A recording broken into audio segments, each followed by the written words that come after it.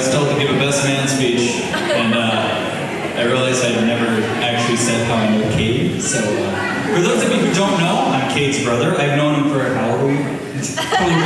24 years. So, we've gotten to know each other pretty well over those years. I did a weird amount of research into what goes into a best man speech. So, I have not done any public speaking since I was in high school. So I kind of went back to those days mentally, and I was like, all right, let's learn some things. And I learned back in the 16th century, you know, the best man, when it was originally made, would stand next to the groom and be ready to take on anyone who challenged him. I think that's hilarious.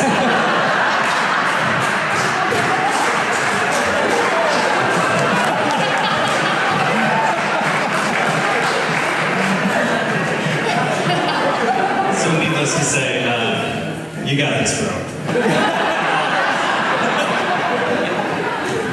I also learned that when making a best man speech, there's really no consistent thing amongst all best man speeches. There's only one thing, and that thing is to tell an embarrassing story.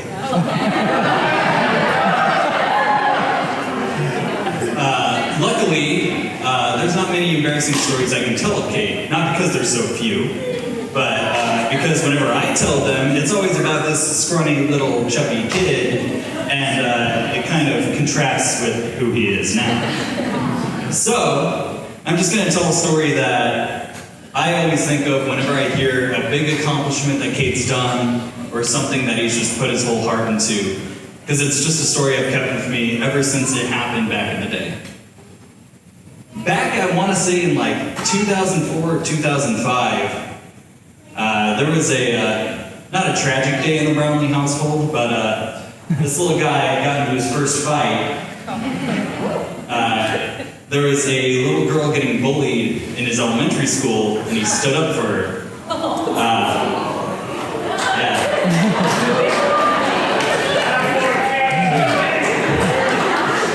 He promptly got bopped in the nose and sent to the nurses, and everyone was mad. Everybody in the Brownlee household was ready to fight a 7-year-old that day. That's the point is, ever since that day, I've always seen Cade as like a hero. That's kind of your superhero origin story in a way, because since then, look at what we went to Taekwondo, you got a black belt, you started taking wrestling, you got swole. I mean, I'd like to see you try to fight you now, that'd be hilarious. But I think the thing that always stuck out to me was, ever since you were young, you've always had a strong heart. It's never been any of your muscles, it's never been your biceps, your quads, your calves, your abs, your core. I've worked on a lot of these,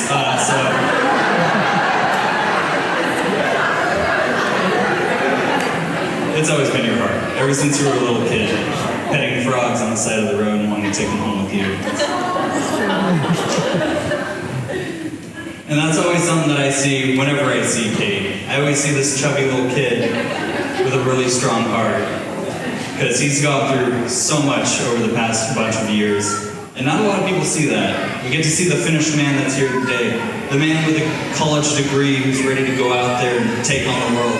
But they never got to see the struggle he went through in high school. And we get to see the man he is today getting married, but no one ever got to experience the amount of heartbreak that he went through to get here. And every step of the way, that's always made him stronger. And it goes to show, that very last one especially, that you really do have a really, really strong heart. And so I really do hope the best between the both of you. And one more thing, I mentioned at the very beginning that when he got into this fight, he was standing up for a little girl. Well, what if I told you that that little girl was not Haley, but that would have been crazy. That would have blown your minds, right? Like, that would have been insane. Oh. But yeah, no, so nevertheless, if he's willing to do that for a little girl, he'll put his life on it for you. So I know there's a lot of love in his heart for you, and I know that you love him just the same. So I hope all the best for the both of you.